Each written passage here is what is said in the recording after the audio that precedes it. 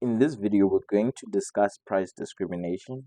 And price discrimination was one of the things that we said we do not have when we discuss a monopoly. And it was one of the assumptions that we made, that there's no price discrimination.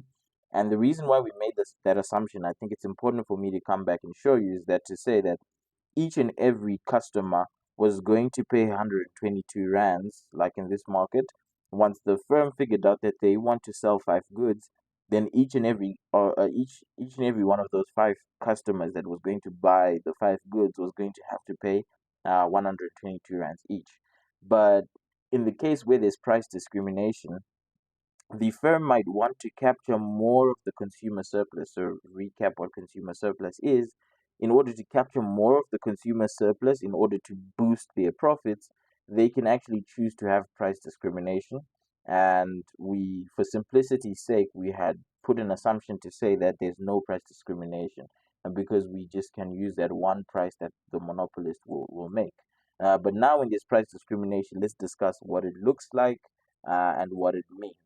So, price discrimination occurs when a firm charges different prices for the same product.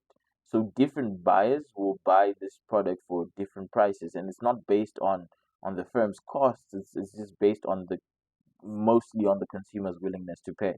So, there's what we call first degree price discrimination, and that's where each and every customer pays their maximum willingness to pay. So if you are willing to pay 1,000 rands for an ice cream, and that's your maximum willingness to pay, then that's what the ice cream company would choose for you to pay. And if someone else is willing to pay 2 rand for that ice cream, and that's their maximum willingness to pay, the the firm, usually, if it isn't if that 2 rand is above its cost, then it'll be willing to pay that, let that customer pay 2 rands. And then the second degree price discrimination, and there's like a price for the first amount of units that you buy, and the more units you buy, the lower the price becomes for you. And this sort of applies to like bulk discounts, for example. So that would be second degree price discrimination. And then third degree would be different prices for different groups. So, this can happen where there's a group of students. So, for students, you charge them a certain price. For working professionals, you charge them a certain price. For pensioners, you charge them a certain price. So, you obviously need to be able to have some market segmentation and so forth. So, that would actually lead us to talking about what are the necessary conditions for you to have price discrimination for this to happen. You need monopoly power. So you have to have the ability to influence the price by controlling your output. So you can hold back your output, or you can increase your output in order to control or to make the price. And then there's also the need for market segmentation, the ability to have market segmentation um, at a so that you can choose the different groups that you charge certain prices to, right? And obviously, these groups would have different elasticities, right? For example, with movies, students, their elasticity might be, look, I can go watch it on Netflix, so maybe they're not um as keen on watching it, if the price is too high. But for working professionals, because it's such a small proportion of their income, maybe their demand is not as elastic. So you know you you have to be able to segment your market and have these different segmentation groups.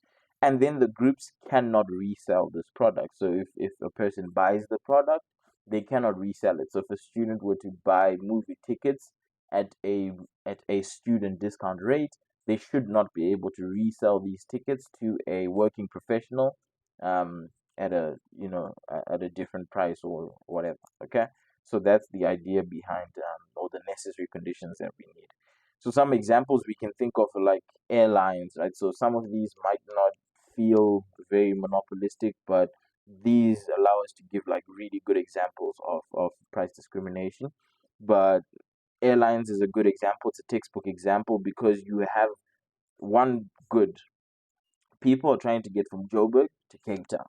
That's it. That's the one good.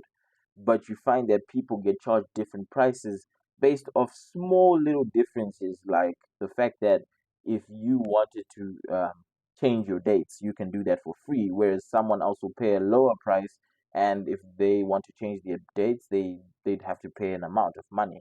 So obviously, when you have a flexible ticket, you have to pay a higher price.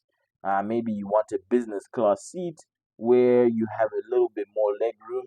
In as much as the product is just getting you from Joburg to Cape Town, that small differentiation of the product allows for a different price for someone who wants the more leg room compared to someone who's sitting economy with less leg room. And then movie theater tickets and golf courses and theme parks usually have these off-peak prices. So on a Tuesday, you go there, the price is really low. Um, or they can have discounts for children, or discounts for pensioners, or discounts for students. And then there's coupons where you can redeem coupons at the store. And some cases, with you can think of the personalized smart shopper discounts that you get at Pick and Pay, or can be a form of couponing in some sense. And less sensitive buyers, right? So those buyers that have demand that's inelastic will tend to pay the full price because it doesn't really affect them. But then the sensitive buyers would be targeted by these coupons, and they use these coupons in order to get to pay a smaller price. So these are ways of price discrimination, and this would just help the monopolist bite into or eat into that consumer surplus so that they gain more profits by charging different prices. So in the next video, we'll discuss the economic effects, and we'll compare monopolies to perfect competition and see the economic effects, which is usually when we say economic effects, we're talking about the efficiency effects. All right, thank you for listening.